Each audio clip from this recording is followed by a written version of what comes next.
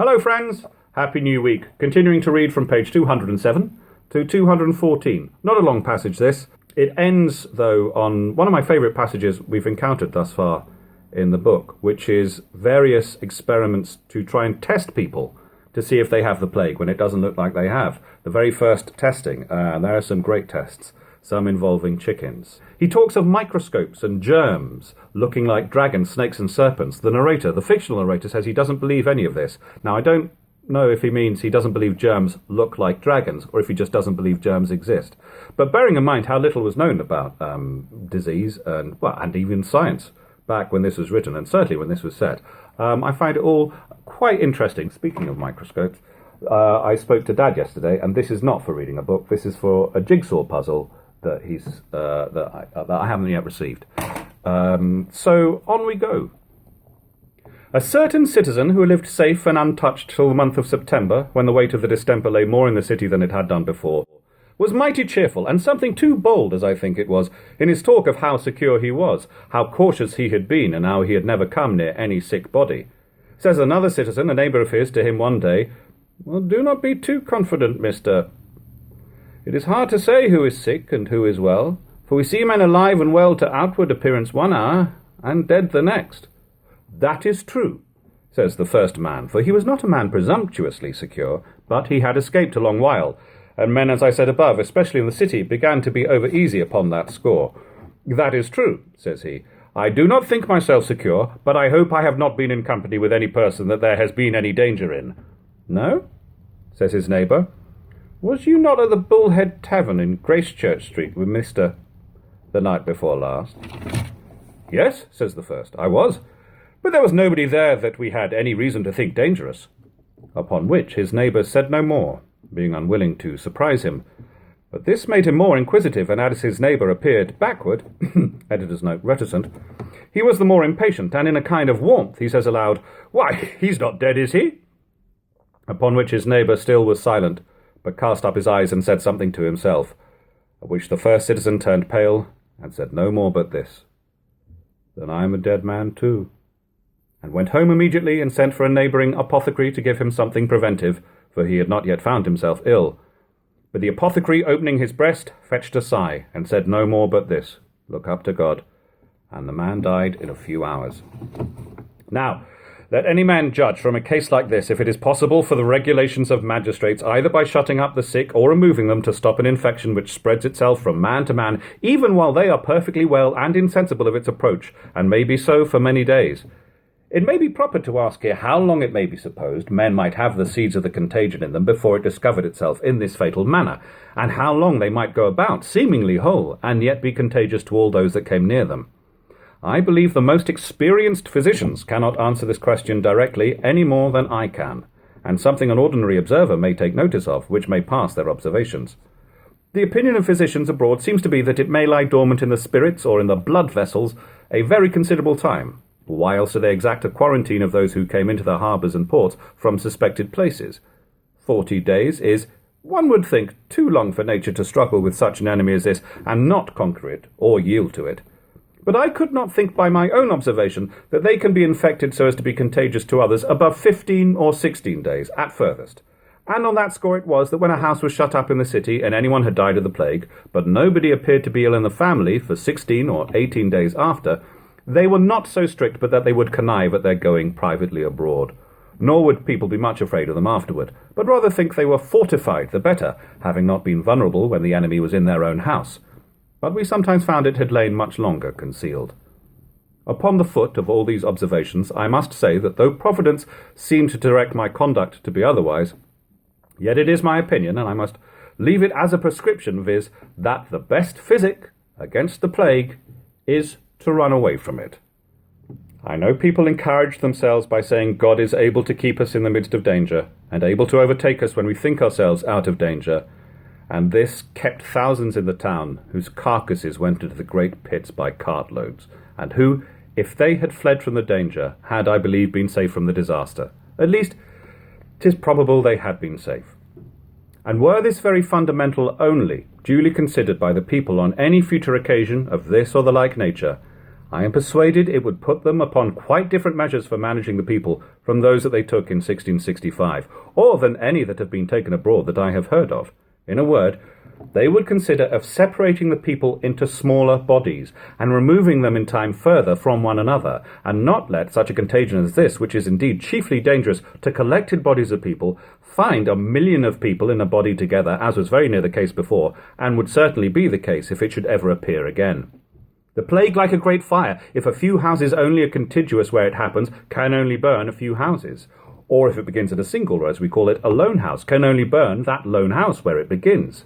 But if it begins at a close-built town or city and gets ahead, there its fury increases. It rages over the whole place and consumes all it can reach. I could propose many schemes on the foot of which the government of this city, if ever they should be under the apprehensions of such another enemy, God forbid they should, might ease themselves of the greatest part of the dangerous people that belong to them. I mean, such as the begging, starving, labouring poor, and among them chiefly those who, in case of a siege, are called the useless mouths, who being then prudently and to their own advantage disposed of, and the wealthy inhabitants disposing of themselves, and of their servants and children, the city and its adjacent parts would be so effectually evacuated that there would not be above 1/10 part of its people left together for the disease to take hold upon. But suppose them to be 1/5 part, and that 250,000 people were left, and if it did seize upon them, they would, by their living so much at large, be much better prepared to defend themselves against the infection, and be less liable to the effects of it than if the same number of people lived close together in one smaller city, such as Dublin or Amsterdam or the like. It is true hundreds, yea, thousands of families fled away at this last plague, but then of them many fled too late, and not only died in their flight, but carried the distemper with them into the countries where they went, and infected those whom they went among for safety, which confounded the thing, and made that be a propagation of the distemper, which was the best means to prevent it. And this too is an evidence of it, and brings me back to what I only hinted at before, but must speak more fully to here, namely, that men went about apparently well many days after they had the taint of the disease in their vitals, and after their spirits were so seized as that they could never escape it, and that all the while they did so they were dangerous to others. I say this proves that so it was, for such people infected the very towns they went through, as well as the families they went among. And it was by that means that almost all the great towns in England had the distemper among them, more or less, and always they would tell you such a Londoner or such a Londoner brought it down. It must not be omitted that when I speak of those people who are really thus dangerous, I suppose them to be utterly ignorant of their own conditions. For if they really knew their circumstances to be such as indeed they were, they must have been a kind of wilful murderers if they would have gone abroad among healthy people, and it would have verified indeed the suggestion, which I mentioned above, which I thought seemed untrue, viz. That the infected people were utterly careless as to giving the infection to others, and rather forward to do it than not. And I believe it was partly from this very thing that they raised that suggestion, which I hope was not really true, in fact. I confess no particular case is sufficient to prove a general, but I could name several people within the knowledge of some of their neighbours and families yet living who showed the contrary, to an extreme. One man, a master of a family in my neighbourhood, having had the distemper, he thought he had given it him by a poor workman whom he employed, and whom he went to his house to see, or went for some work that he wanted to have finished. And he had some apprehensions, even while he was at the poor workman's door, but did not discover it fully. But the next day it discovered itself, and he was taken very ill, upon which he immediately caused himself to be carried into an outbuilding which he had in his yard, and where there was a chamber over a workhouse, the man being a brazier. Here he lay, and here he died, and would be tended by none of his neighbours, but by a nurse from abroad, and would not suffer his wife, nor children, nor servants to come up into the room, lest they should be infected, but sent them his blessing and prayers for them by the nurse, who spoke it to them at a distance, and all this for fear of giving them the distemper, and without which he knew, as they were kept up, they could not have it. And here I must observe also that the plague, as I suppose all distempers do, operated in a different manner on differing constitutions. Some were immediately overwhelmed with it, and it came to violent fevers, vomitings, insufferable headaches, pains in the back, and so up to ravings and ragings with those pains.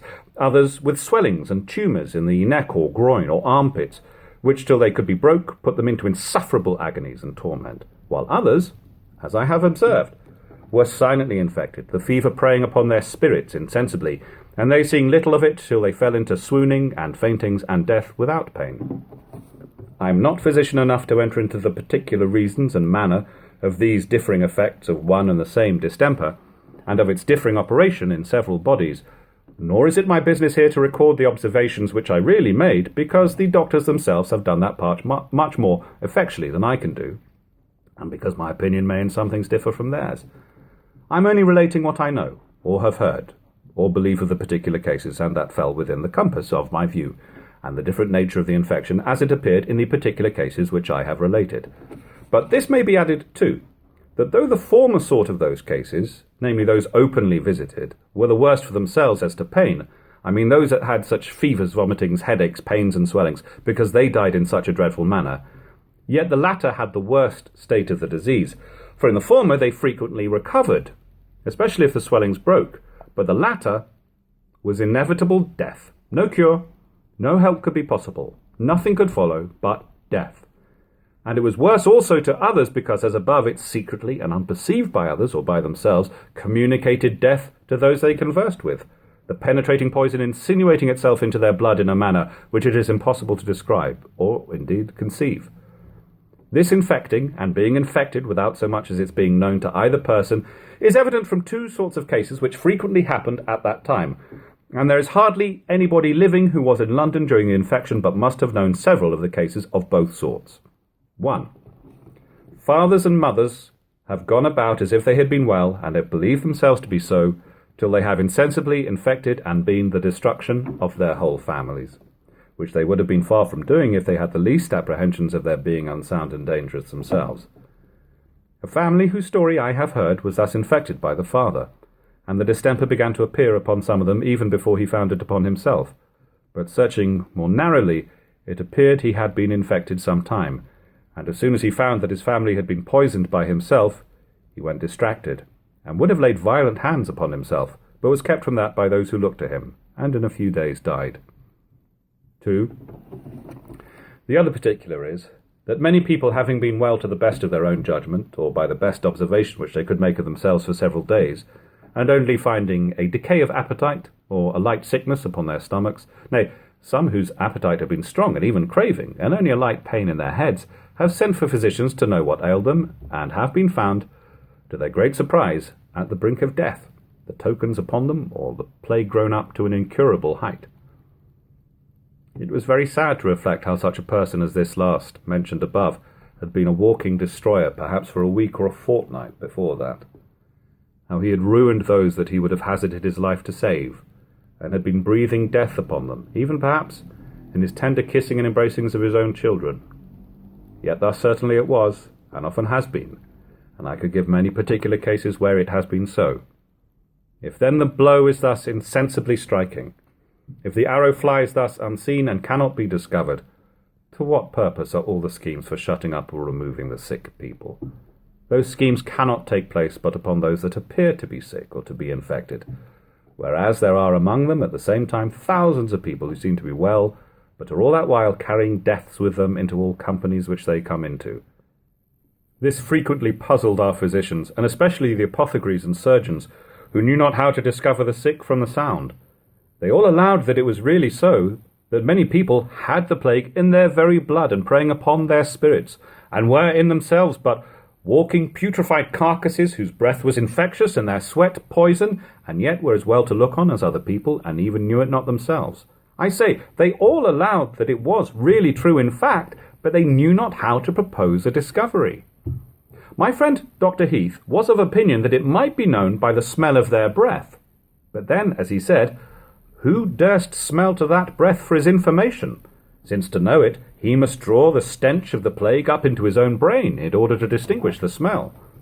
I have heard it was the opinion of others that it might be distinguished by the parties breathing upon a piece of glass, where the breath condensing, there might living creatures be seen by a microscope of strange, monstrous, and frightful shapes, such as dragons, snakes, serpents, and devils, horrible to behold.